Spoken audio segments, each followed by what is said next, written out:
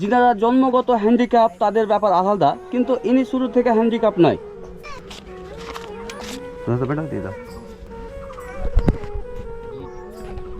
টাকা পয়সা থাকলে ডাক্তার বাড়ি যেতাম, ভালো হতাম, কাজ করতাম, খাতাম।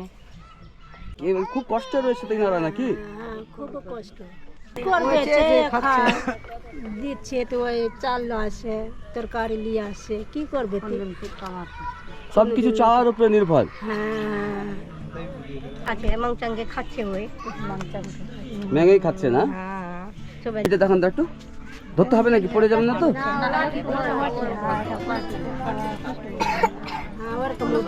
তো দেখতেই পাচ্ছেন উনি তো হাঁটতে পায় না, ওনাকে যদি চাইতে হয়, ভিক্ষা করতে হয় বা কারো বাড়ি যেতে হয়, সেখানেও তো হেঁটে যেতে হবে।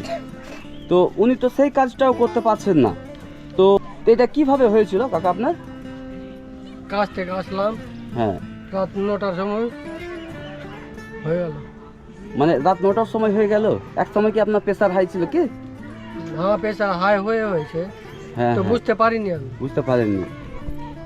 তো আগামী দিনে প্রেসার মেপে চলবেন, হ্যাঁ? লবণ জাতীয় জিনিস কম খাবেন।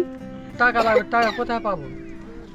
মানে কথা হচ্ছে টাকার জন্য আপনি হ্যাঁ। যেতে পাচ্ছেন না। হ্যাঁ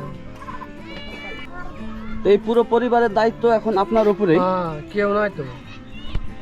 বাড়িতে এই যে সামনে যে 2-4-10 দিন বা 1 মাস কিছু খাবে, সেই মতো কিছু আছে বাড়িতে? কিচ্ছু নাই। কিছুই নেই। মানুষের জীবনে কত কষ্ট না হয়, যে মানুষের মন খারাপ হয়, যে মানুষ আর 4 জনের মতো বাঁচতে পারে না, ঘুরতে পারে না, পড়তে পায় না, খেতে পায় না। তো কষ্ট হবে, ওনারও কষ্ট হচ্ছে।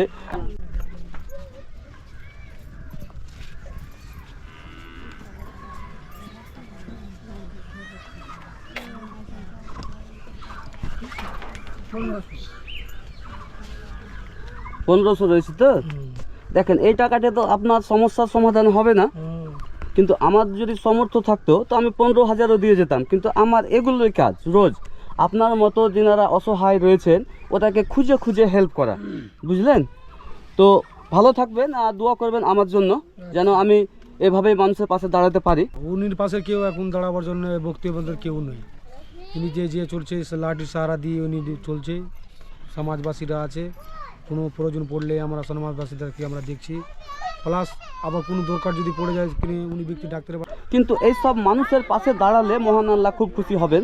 তাই মানবতার খাতিরে ভিডিওটাকে বেশি বেশি করে শেয়ার করতে হবে আর মানুষের পাশে দাঁড়াতে হবে। তো আপনার এই মুহূর্তে এখন কি দরকার? চাল ডাল নাই, টাকা পয়সা নাই। চাল ডাল নেই, টাকা পয়সা নেই, তাই তো? আচ্ছা, এই ভাইটার বাড়িটা আপনাকে দেখিয়ে দিই। দাদাটা দেখতে পাচ্ছেন বাড়ি ঘর, এই তো এখানে, এই যে দেখে নেন। এই যে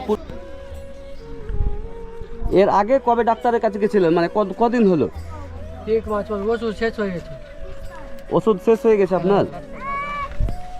তো ওষুধ যে শেষ হয়ে গেছে তা আপনার তো সমস্যা হবে। হ্যাঁ তো ওষুধ তো আপনাকে নিতে হবে। হ্যাঁ, কিভাবে নেবেন? আপনার কাছে তো টাকা নেই। টাকা তো নাই, পেয়েছে চাইতে হবে সমাজের কাছে।